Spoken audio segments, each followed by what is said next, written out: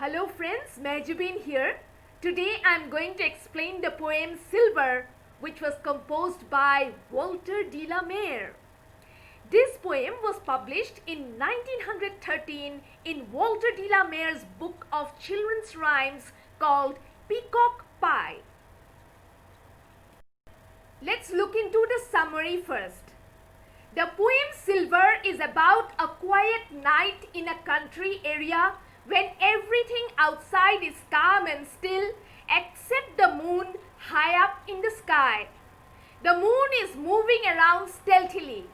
In the poem, the poet de la Mare personifies the moon and identifies it as a woman who is out to survey the effect her silvery appearance has created on everything around her. The moon casts her glances at different directions. She looks across one area at first and then turns her face to check out a different area. While peeping around, she finds that the fruits hanging from the branches of trees look silver colored. The trees also wear a silver glow. The light from the moon as she glides around falls on the windows which have been positioned right beneath the straw roofs of the rustic cottages. As a result, the casements look silver colored. The straw or the dried leaves of the roofs also have a silver glow. Now the moon moves even further.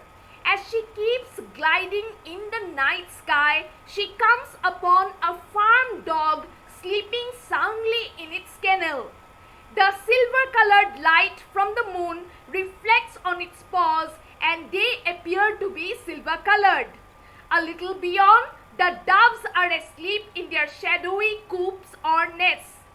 The moonlight casts a silver glow on the breast feathers of these sleeping birds.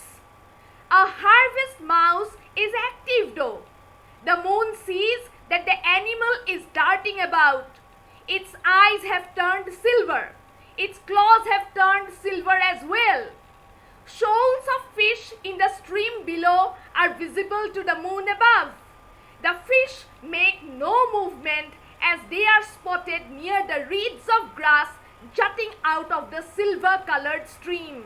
The fish also appear silver in color. So this is how the poem starts. Slowly, silently, now the moon walks the night in her silver shoon. This way and that she peers and sees silver fruit upon silver trees. The poet says that the moon is wandering about in the night sky. Her movements are soft and gentle. She isn't making any sound. The moon is walking in her silver-colored shoon, that is, in her silver-colored shoes. As she walks stealthily, she casts her glances in different directions. She peeps this way and that, and as she does so, the fruit hanging from the branches of trees draw her attention. Both the fruit and the trees seem to have acquired a silver color. So, the meaning of the word shoon is shoes. Peers means to peep.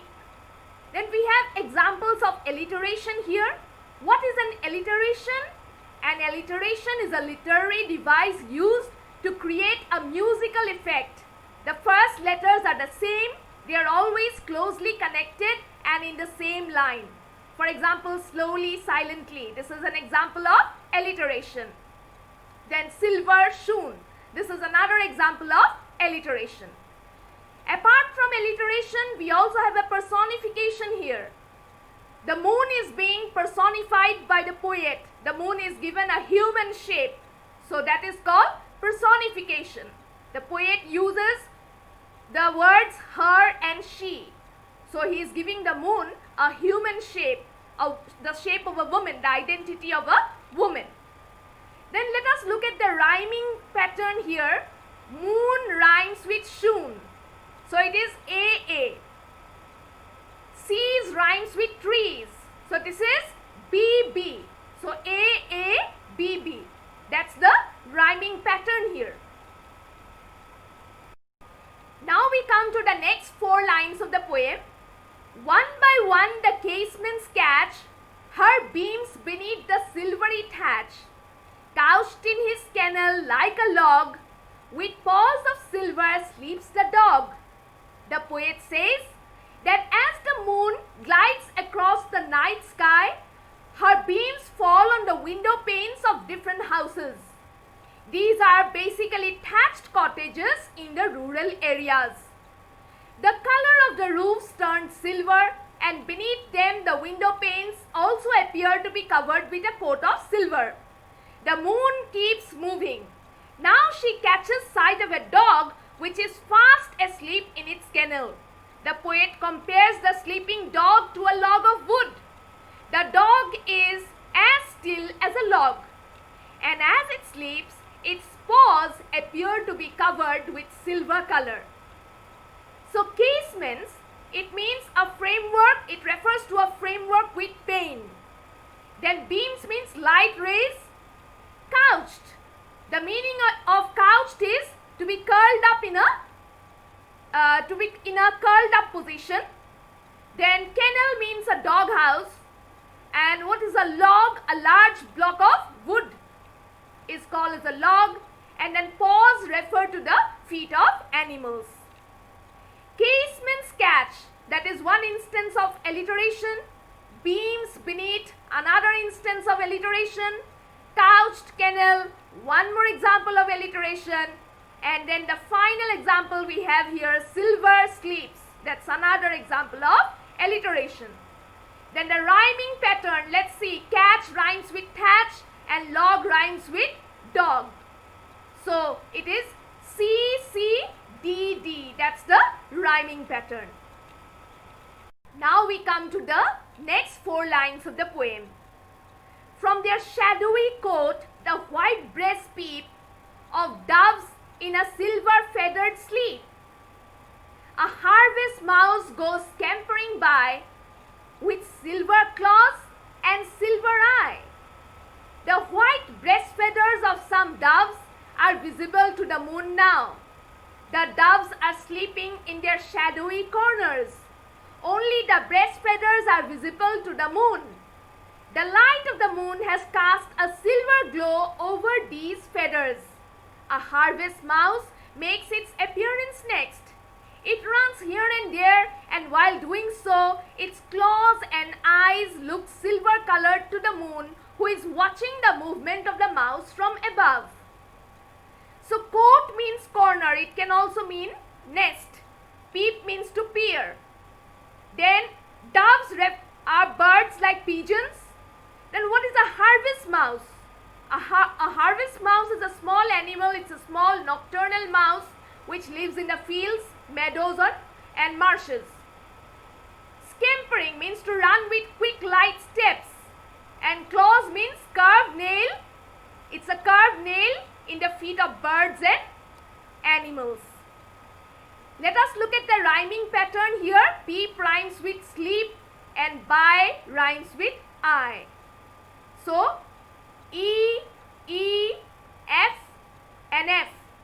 E, E, E, E, F, F. That is the rhyming pattern. Now we come to the last 2 lines of the poem, the last couplet. And moveless fish in the water gleam by silver reeds in a silver stream. The last things noticed by the moon are the shoals of fish in the waters of a stream. The fish make no movement. However, they do shine in the moonlight. The blades of grass jutting out from the bed of the stream are silver colored. Even the stream is silver coated or silver colored. Now moveless means that which does not have any movement, and gleam means to shine, and reeds are tall blades of grass, and gleam rhymes with stream. So that is GG. Let us come to the critical analysis of the poem. This poem, it has 14 lines, and this is a sonnet with the rhyming pattern A, B, B, C, C, D, ing.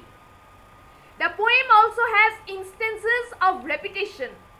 The word silver has been repeated 8 times in the poem and at least once in every rhyming couplet. Now let's take a look at the central idea of the poem. In this poem, the poet Walter de la Mare glorifies the bewitching effects of the moon. The poem is a celebration of the beauty of the moonlight. Even the moon seems to be smitten by the power of her own light. She seems to enjoy the magical transformation that her light can create on the living and non-living things. Every single colorful thing in the world has to let go of its own color in the night time. Both living and non-living things have to embrace the only color offered by the moon, and that is silver. The moon loves to see this transformation. The moon wants these moments to last for as long as possible, and that is why she doesn't make any noise as she walks around. She loves the beauty of the night in the late hours when most living things are in a state of rest. Well, that's all for today. Check out my exclusive video on the poet Walter de la Mare. The link is on the description below. Meet you again very soon. Lots and lots of love for staying with me till the end. Bye.